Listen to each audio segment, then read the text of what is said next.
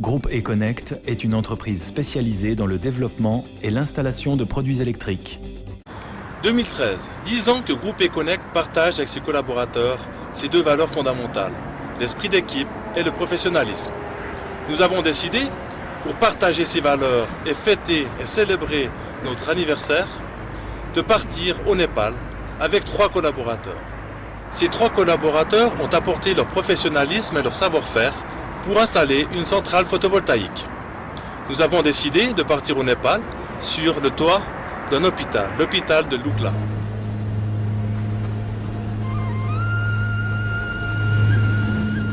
L'aventure des 3 jeunes monteurs du groupe E-Connect SA débute ici, au décollage de ce petit avion.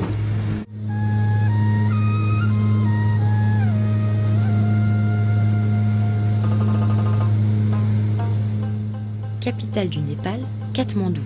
Nous sommes en route vers Lukla, un petit village situé dans la vallée qui mène à l'Everest. Le voyage dure 40 minutes à admirer un paysage grandiose aux innombrables vallées. On vole à vue, et lorsque la météo ne le permet pas, il faut se résigner à voyager tout d'abord en autobus. Ensuite, comptez une semaine de marche car ici, il n'y a pas de route ni chemin de fer. À 3000 mètres d'altitude, l'approche du terrain est délicate sur cette unique piste longue de 420 mètres seulement, car elle se termine devant une paroi rocheuse. En saison touristique, le trafic est intense. C'est d'ici que partent les expéditions vers l'Everest. C'est d'ici aussi que le transport de matériel s'effectue à dos d'homme.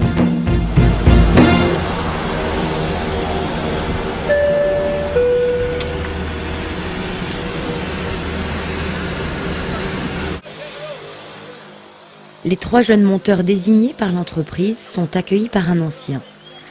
Celui-ci, retraité, exerce maintenant son talent au service du bénévolat.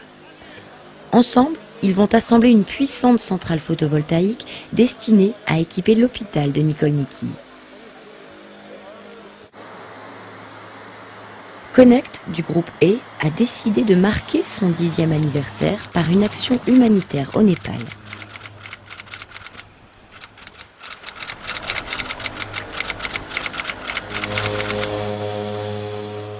L'équipe prend ses quartiers dans ce petit village de quelques centaines d'habitants.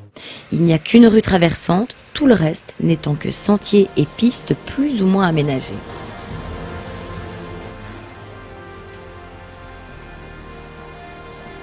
Il aura fallu beaucoup de patience pour réunir et transporter des tonnes de matériel jusqu'à l'hôpital. Située à près de 3000 mètres, cette construction est idéalement placée pour recevoir un ensoleillement généreux. L'hôpital Pasanglamou Nikolniki, construit en 2005, est accessible par un chemin spécialement aménagé par les habitants. Les consultations quotidiennes sont effectuées par un personnel népalais de plus en plus sollicité. On y exerce la médecine et la petite chirurgie. Les cas graves sont traités à Katmandou. Lorsque la météo le permet, l'hélicoptère est d'un grand secours, mais c'est à dos d'homme ou sur des brancards que les patients sont généralement acheminés.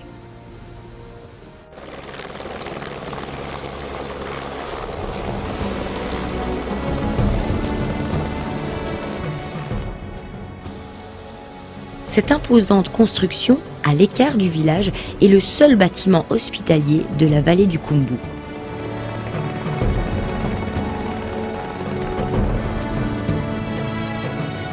L'installation, étudiée et préparée par Bernard Magnin, est prête à accueillir les 3 jeunes monteurs. On pose tout d'abord les structures sur lesquelles seront placés les 40 mètres carrés de panneaux photovoltaïques.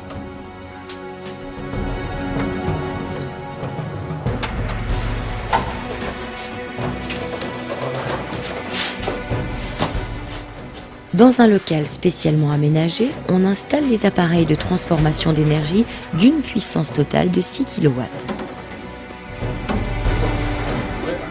et des onduleurs d'un poids respectable.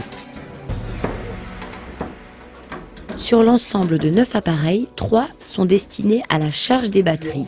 Les autres fourniront le courant aux installations hospitalières spécialement conçues pour une utilisation par un personnel à formation réduite. Les monteurs prennent connaissance des particularités du système. Ici, on a donc le régulateur des panneaux solaires, et c'est un régulateur MPPT, ça veut dire qu'il travaille avec la puissance maximum qu'il peut avoir pour charger les batteries. Ça veut dire qu'il tient compte de la tension des panneaux, l'intensité qui arrive par les panneaux, et puis la charge des batteries, le soc, on appelle ça le soc des batteries, si elle est à 50%, 80% ou pas. Et à peu près. Donc lui gère tout ça. Donc on va régler particulièrement avec la RCC qui est en haut. Il a fallu étudier soigneusement chaque détail pour emporter le matériel et les outils adéquats. La vie quotidienne à cette altitude se déroule dans un milieu bien différent de chez nous.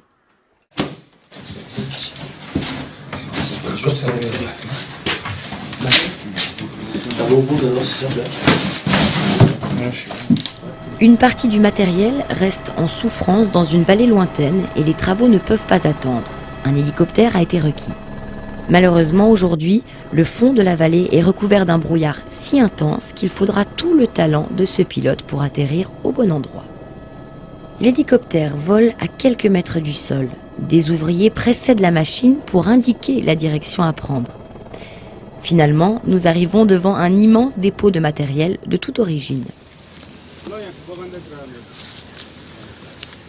Hey brother? Yes. Ces batteries sont prestement chargées pendant qu'on ajoute un peu de carburant à l'hélicoptère.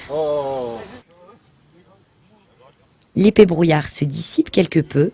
20 minutes plus tard, la première livraison de matériel est à bon port. Le pilote effectuera plusieurs vols dans la journée afin d'acheminer toutes les batteries d'un poids total de 5 tonnes.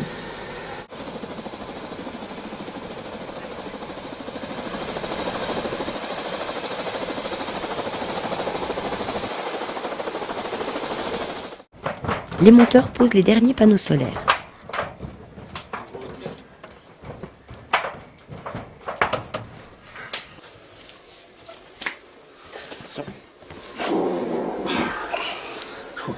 Dans le local technique, on procède au raccordement. Il faut parfois utiliser la force.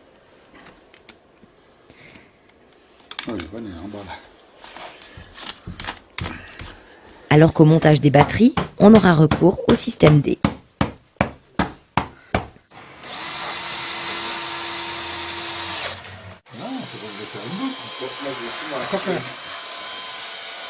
Non, sérieusement.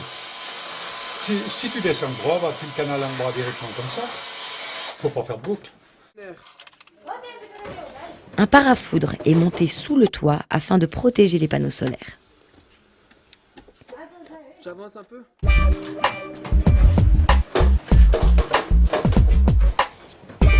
L'installation se présente sous de bonnes conditions.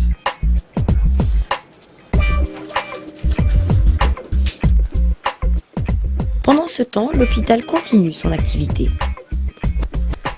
Malades et blessés arrivent portés sur des brancards ou à dos d'homme. Le temps du transport se compte souvent en heures, voire même en jours. Ici, il s'agit d'une urgence que le personnel prend en charge pendant qu'un enfant reçoit encore quelques soins.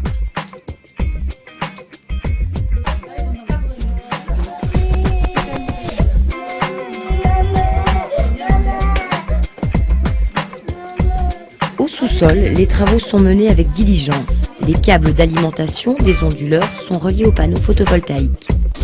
On prépare aussi la connexion à la centrale hydroélectrique.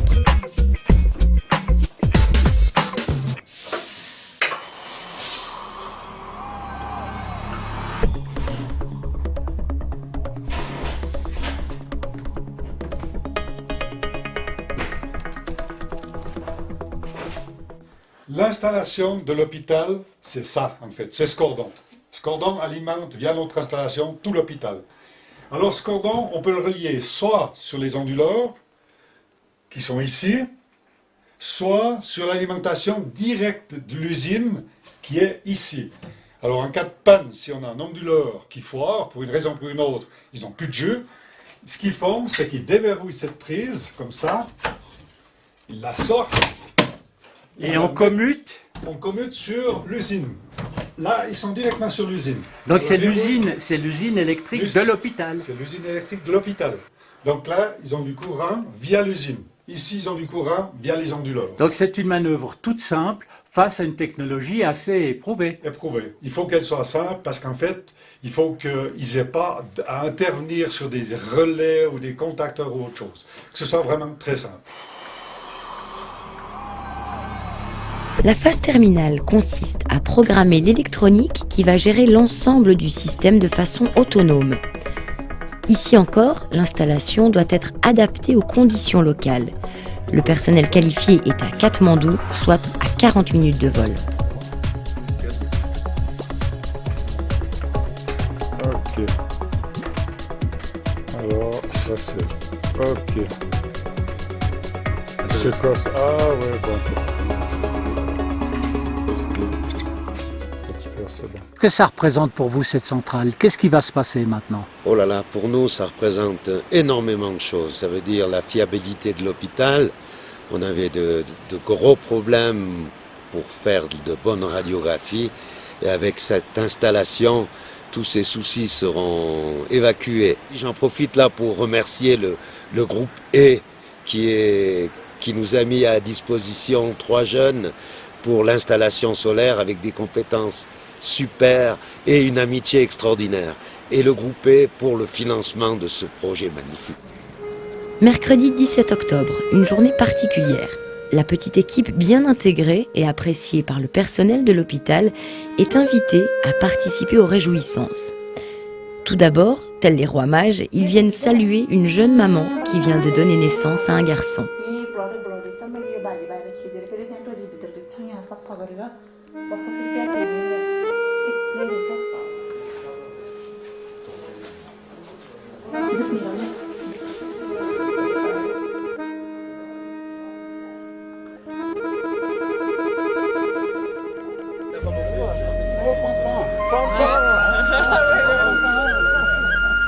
C'est une journée de liesse populaire. On inaugure la maison des médecins. Ainsi, les familles du personnel peuvent maintenant s'établir à Lukla.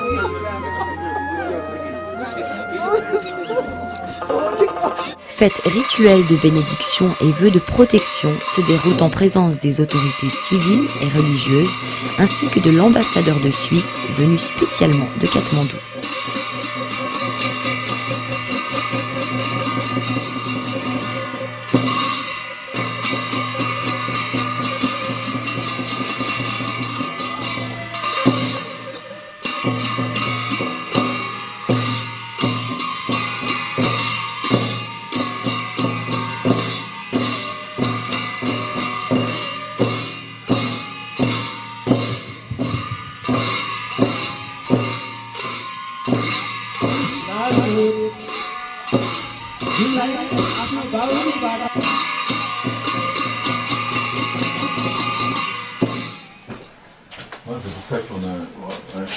L'ambassadeur, guidé par Bernard Magnin et son équipe, visite la nouvelle installation en appréciant l'engagement du groupe fribourgeois. En fait, c'est ceux qui produisent l'électricité pour la centrale.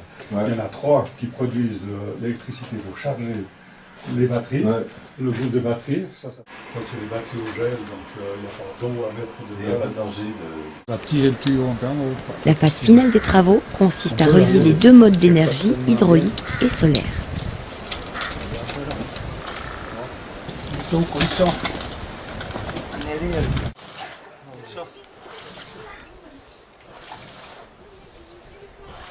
Mission terminée. Le personnel continue son travail sans avoir été perturbé et constate déjà que la qualité du courant électrique améliore de façon significative les instruments de l'hôpital.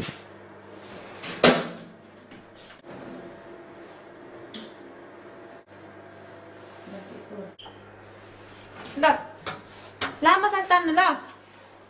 1, 2, 3.